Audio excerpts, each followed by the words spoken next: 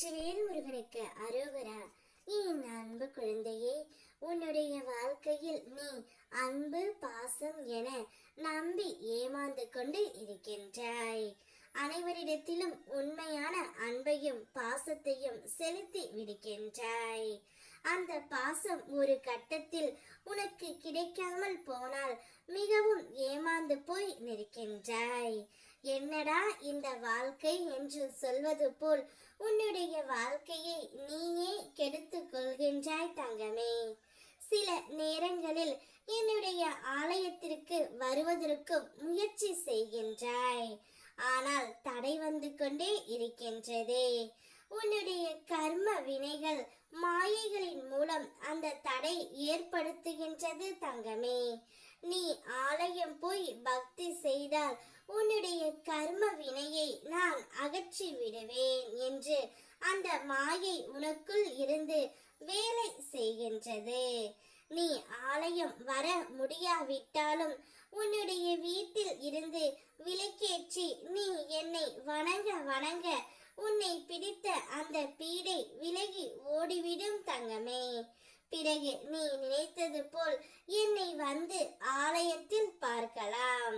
மனதை போட்டு குழப்பிக் கொள்ளாமல் வீட்டில் இருந்தபடியே என்னை கூப்பிடு. உன் அருகில் இருந்து உன்னை நான் வழி நடத்துகின்றேன். நீ மிக பெரிய பொக்கிஷமாக நினைக்கக்கூடிய ஒரு விஷயம் உன்னை தேடி வரப்போகின்றது. நீ சற்றும் எதிர்பார்க்காத பெரு மகிழ்ச்சியை கொடுத்து உன்னை நான் இன்பத்தில் மிதக்க வைப்பேன். எனக்கு நீ முழு நிறைவோடு நன்றி செலுத்தக்கூடிய நேரம் வந்துவிட்டது. ஆனால் அதற்கிடையில் அன்பு பாசம் என நம்பி அனைவரிடத்திலும் ஏமாந்து நிற்கின்றாய். அன்பை கொடு, நான் தவறு இல்லை என்று சொல்கிறேன்.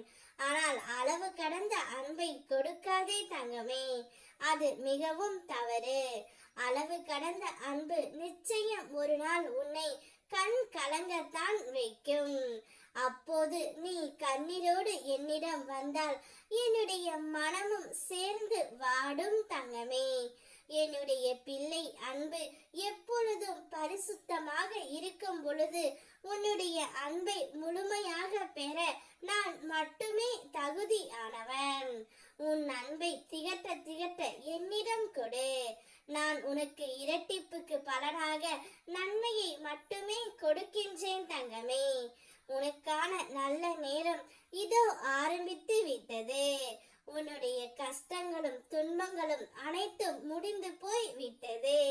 இனி வாழ்க்கை ஒளிமயமாக நீ இருக்க போகின்றாய். வெற்றிவேல் முருகனுக்கு அரோகரா.